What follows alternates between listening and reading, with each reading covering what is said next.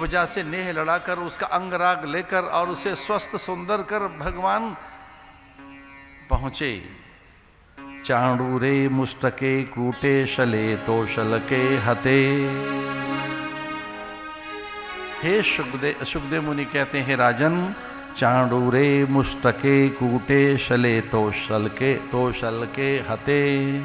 शेषा प्रदुम्रमल्ला सर्वे प्राण परिस्वपस्व।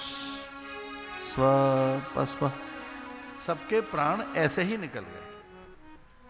कंस के मस्तक पर मुष्टक प्रहार करके खींचते हुए भगवान ने जब पद प्रहार किया, उस दुष्ट दैत्य के भी प्राण पखेरु उड़ गए। अंबर अपने को रोक नहीं सका और सुमन वृष्टि होने लगी, आकाश से फूल झरने लगे।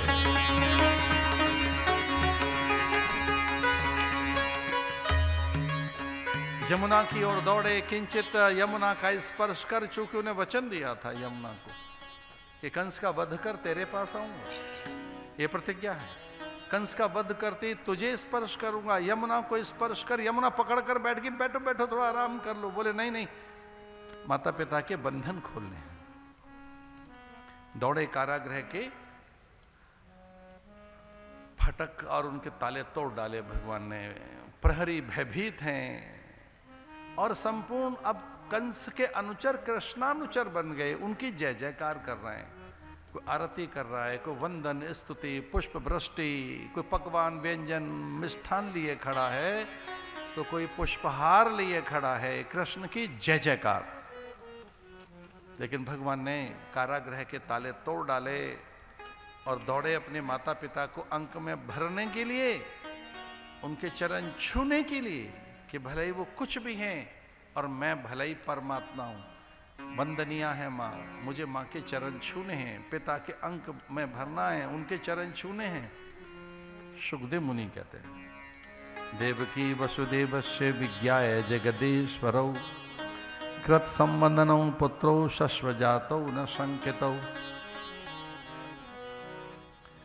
पुत्र है या परमात्मा है, पुत्र है या ईश्वर है, ऐसा जानकर एक बड़ी शंका मन में पैदा हो गई।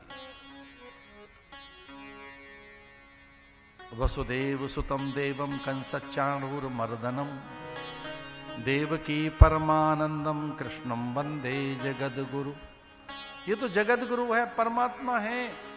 अब करें क्या इसका? है तो बेटा। अब बेटा है तो कहां से कैसे छुएं? ये तो परमात्मा है, इसे छू कैसे सकते? प्रणाम कर लें क्या? प्रदक्षिणा कर लें क्या? ये तो सच है कि हमारा पुत्र है, पर ये पुत्र कहां है? ये तो परमात्मा है, जगदीश है। तो क्या करें इनके साथ, कौन सा व्यवहार करें? देवकी ने विचार किया, मैं प्रदक्षिणा कर लेती हूँ, साष्टांग प्रणाम कर लेती हूँ, इनके चरणों में शीश रख देती हूँ। वसुदेव कह रहे हैं मैं इनका स्तवन कर लेता हूँ, बार बार पग प्रदक्षिणा कर मैं चरणों में ही गिर पड़ता हूँ। भगवान ने अपनी माया को आदेशित किया कि इनको ठग और इनके भीतर पुत्र का भाव पैदा कर। ये मुझे परमात्मा मानते रहे तो ये स्नेह से वंचित रहेंगे। इन्हें वात्सल्य सुख से वंचित मत कर, इनकी बुद्धि में मेरे प्रति पुत्र का भाव पैदा कर। योग माया ने ऐसा ही किया और वो उनकी मेधा प्रज्ञा ऋतंभरा में प्रवेश कर गई।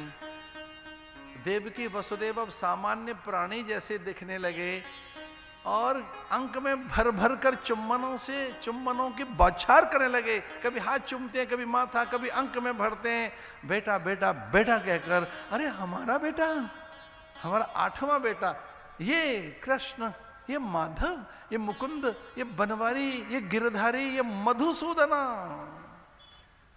क्योंकि कारागृह में रोज उनके लीलाओं के समाचार मिलते थे। अब वो बेटा दिखने लगा, भगवान को भी सुख मिला। भगवान ने अपने ऐश्वर्य को, अपनी आत्मसत्ता को, भगवत्ता को विसार दिया। अब भगवान भी उनके सामने पुत्र जैसा ही आचरण कर रहे हैं। अब उन्हें वो भगवान नहीं दिखता, अपना बेटा दिखता है। और झटपट माँ ने आदेश किया कि अरे भाई इन्हें अच्छे वस्त्र पहनाओ। कारागृह खुल गए, उग्रसेन को राज्य मिला, सच तो ये कि उग्रसेन ही राजा बने, पर राज्य जैसे अधिकार वसुदेव के पास। अनेक पकवान, व्यंजन, मिष्ठान। माँ ने कहा इसको वस्त्र पहनाओ और इसे सुंदर सुंदर आभूषण। धीरे धीरे उन्हें अच्छे आभूषण पहनाए जाने लगे कृष्ण बलदेव को। कारी कमरिया धीरे से छीनने लगे अनुचर। भगवान ने कहा ना, ये कारी कमरिया नहीं छीनना, अपनी यही पहचान है। राजसी वस्त्र पहना रहे हैं, मोतियों की माला, अरे क्या सुंदर मुकुट। लेकिन भगवान ने कैसे ही मुकुट पहनाया जा सकता है मुझे, भले ही कितने ही हीरों से जड़ा मुकुट हो। ध्यान रखना, मयूर पक्ष मेरा मत छीन लेना, इसमें मोर पंख लगा दीजिए, यही मेरी पहचान है, मैं ब्रज को नहीं बिसार सकता। तो भगवान ने कारी कमरिया अपने फेंटे में कस ली, यानी यहां भगवान ने नाभिक प्रदेश, कटि प्रदेश में बांध ली मयूर पक्ष, और संस्कारित हो सके वेद अध्ययन के लिए अवंतिका भेजा। उज्जैनी अवंतिका, क्षिप्रा के तट पर जहां मंगलनाथ हैं, हरसिद्धि है, गढ़कालिका है, चिंतामन गणेश है, भूखी माता उज्जड़ खेड़ा है, जहां स्वयं देवादिदेव महादेव भगवान महाकाल हैं।